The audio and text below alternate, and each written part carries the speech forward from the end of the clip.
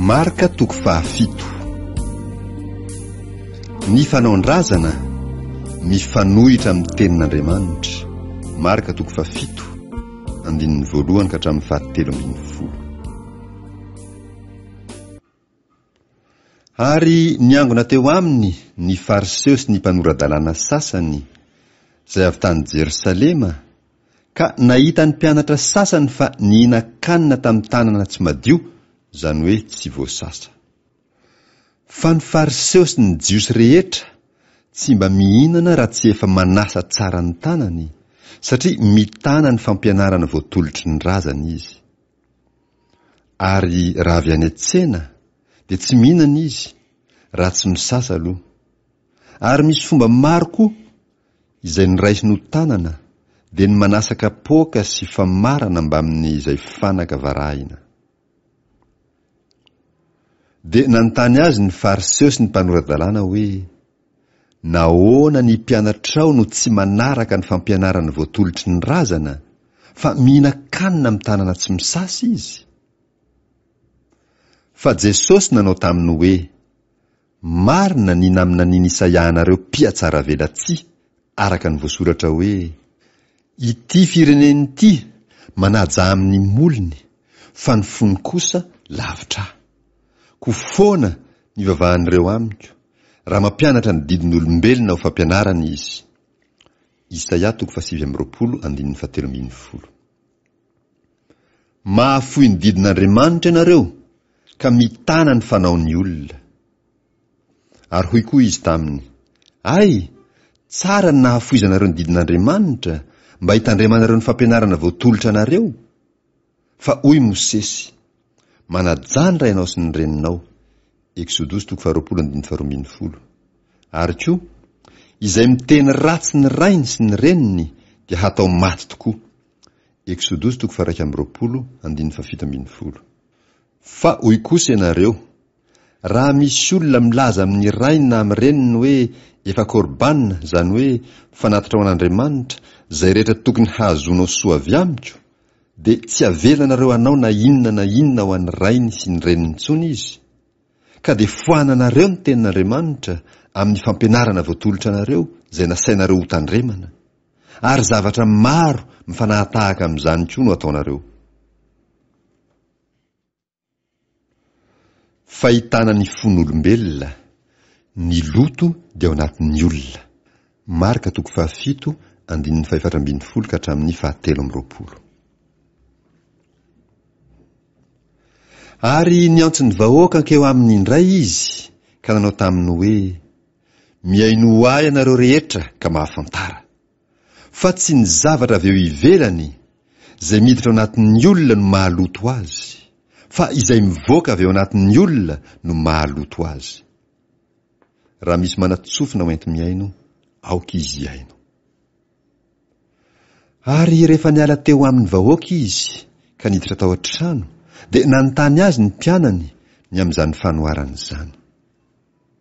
Ary hoy izy taminy, ay, ianareo koa aza mba tsy mahafantatra?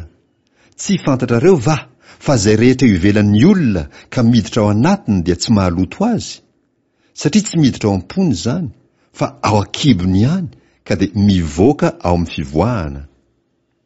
Izany no nolazainy mba hahadio ny hanina rehetra. Ary hoy izy, izay mivoaka avy eo amin'ny olona dia izany no mahaloto azy.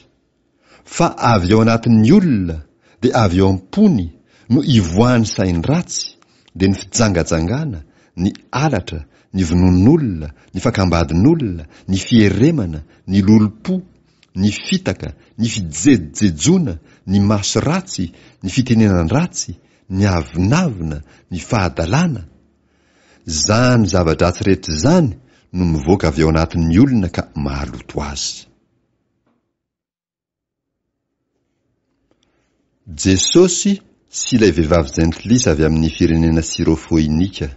Marka 7:5-20 ka hatramin'ny 7:30.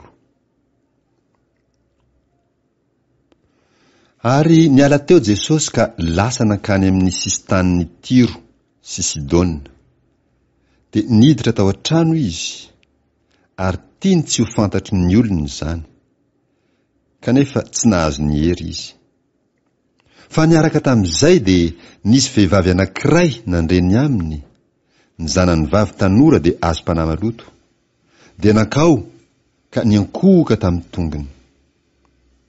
Ary jentilisa raha vehivavy avy amin'ny firenena Sirofôinika, dia nangataka taminy izy mba hamoaka ny demony amin'ny zanany vavy. Fa hoy Jesosy taminy, aoka ho voky aloha ny zaza, fa tsy mety raha maka ny mofon-jaza ka manipy azy ho any amboa-kely. Fa raha vehivavy namalika nanao taminy hoe, eny tompoko, kanefa na dia ny amboa-kely ao ambany latabatra aza dia mba mihinana ny sombitsomby ny mofon-jaza ihany.